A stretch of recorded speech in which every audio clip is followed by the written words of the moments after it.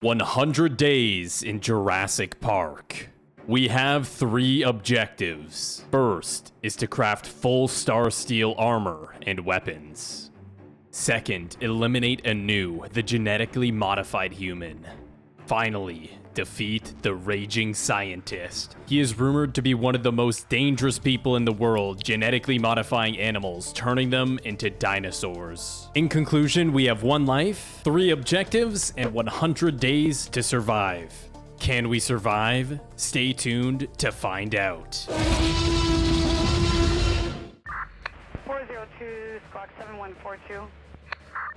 207, Marshall 170, 27 Angels 12, time 37, butt 50. Alright, cadets, this is a top secret mission. We're dispatching both of you to Black Site 747. Sergeant Ace and Lieutenant Rasher went missing in action 3 months ago. Your missions are to rescue Ace and Rasher and investigate the rumors of the raging scientist. Best of luck, cadets. Godspeed. Wow, it's a beautiful day outside. The sun is out and the sky is blue. You can't ask for anything better than this. 10-4, looks like we're gonna have clear skies for the rest of the day. I'm losing control. What's going on? Mayday, mayday. I repeat, mayday, mayday. We are going down.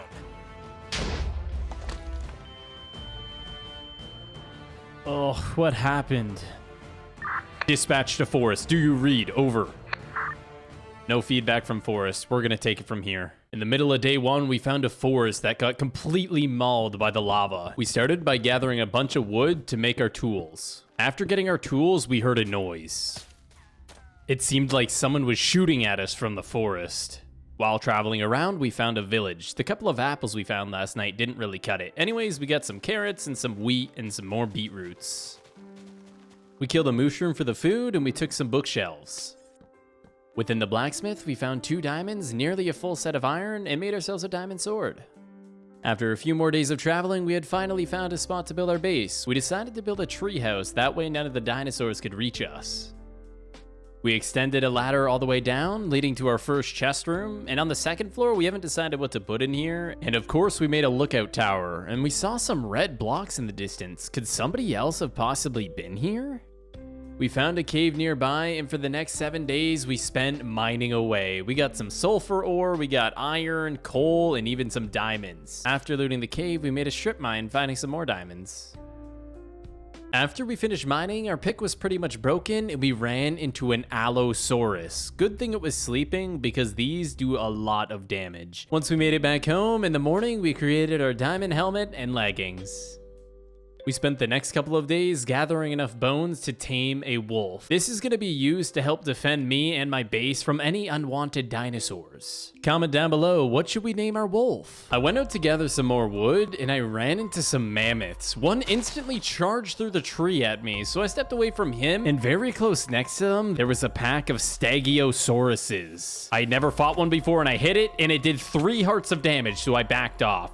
Then I tried to fight a mammoth and it nearly one-shotted me, so I went back to base. Crafted up some spruce fences and started working on a full barrier around our base. Good thing we put up these walls because there seemed to be a pack of mammoths that moved in. And over the next couple of days, we started working on a farm, and as you guys can see, it actually came out fairly nicely. We got wheat, we got carrots, and even beetroots. We came back down to the mine that we were at earlier, and we had to make a nether portal. We had to find a nether fortress to get blaze rods.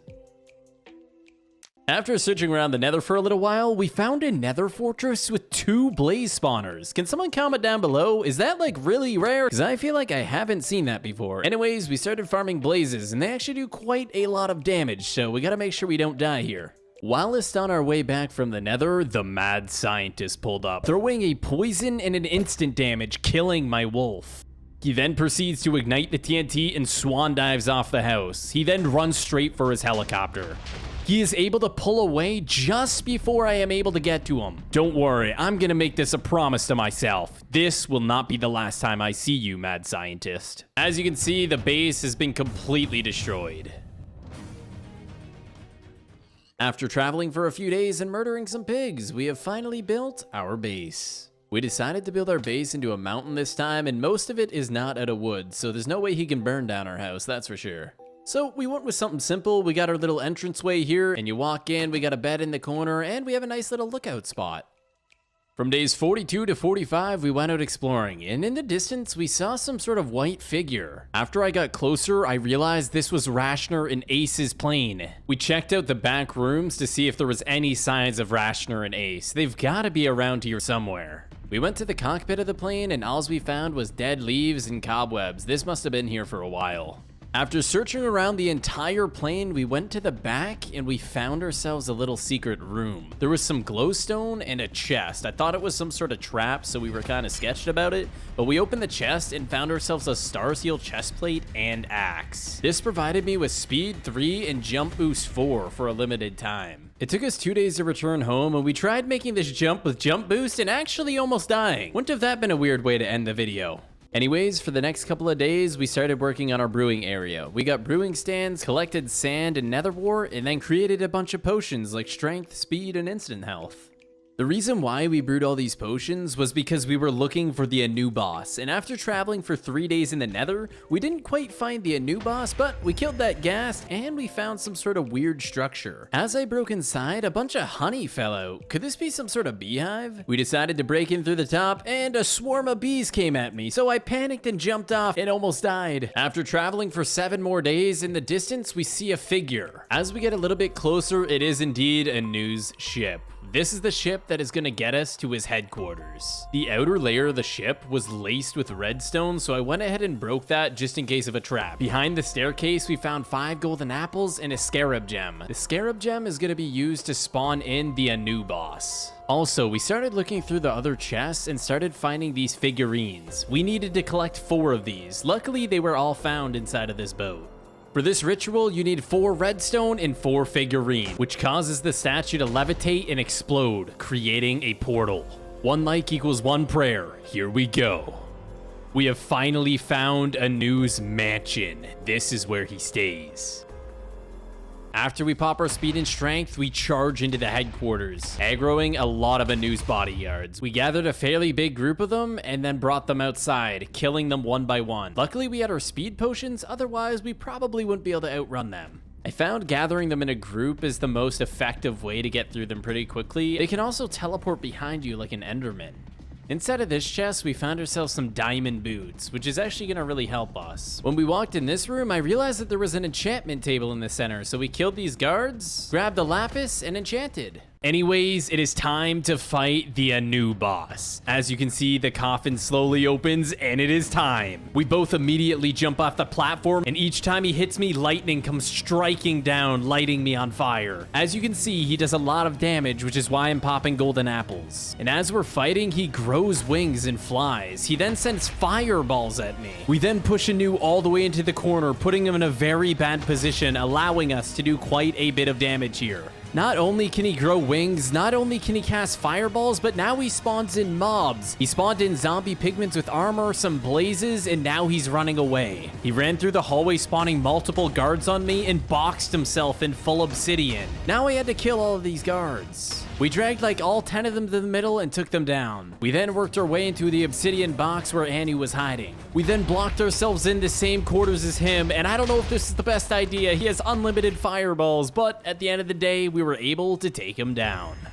As Anu's body was on the ground, we right-clicked it, teleporting us to his lair. We also had an ancient key in our inventory, allowing us to unlock this chest. This chest ended up giving us an ancient clock. Not too sure what this is used for, but it's pretty cool.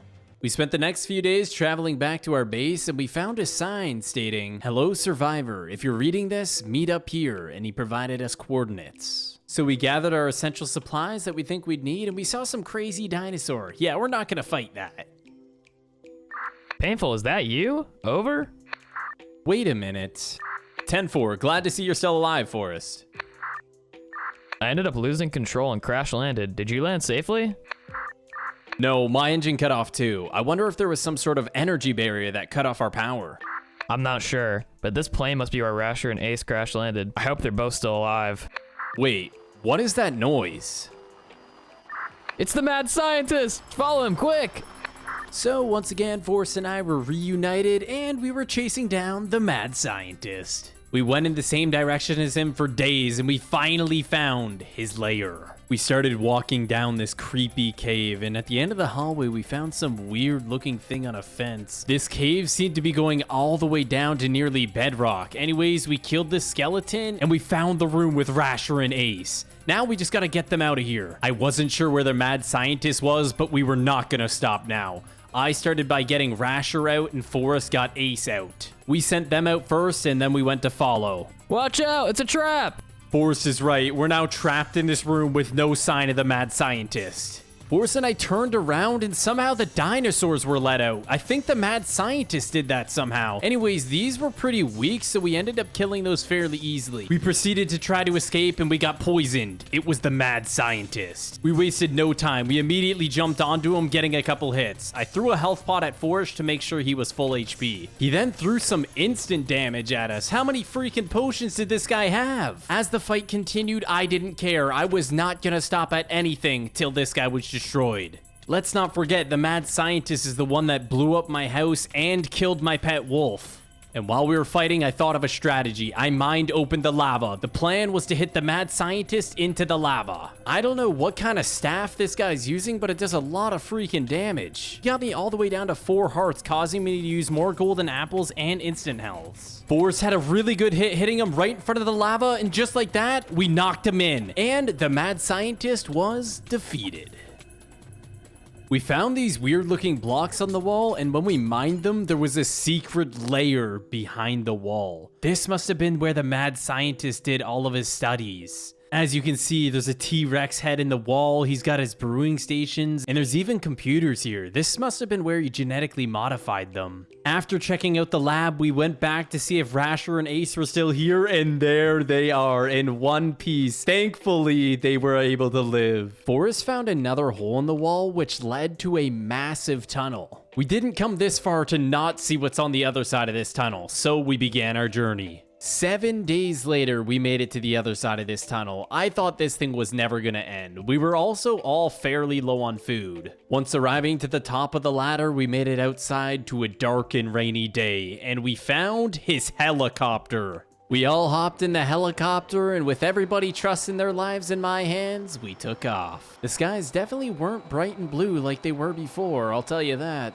And a few days of flying later, we finally arrived at my residence. Forrest and I ended up hooking up Rasher and Ace with full iron armor, and we made sure to give them food as well. And on day 100, we departed from Jurassic Park and arrived back at our home here on the warship. If you made it this far in the video, make sure you guys watch Forrest's video. We each had different objectives, which made our videos so much different from each other. So go show him some love, watch his video, and thank you all so much for watching, and we'll see you next time.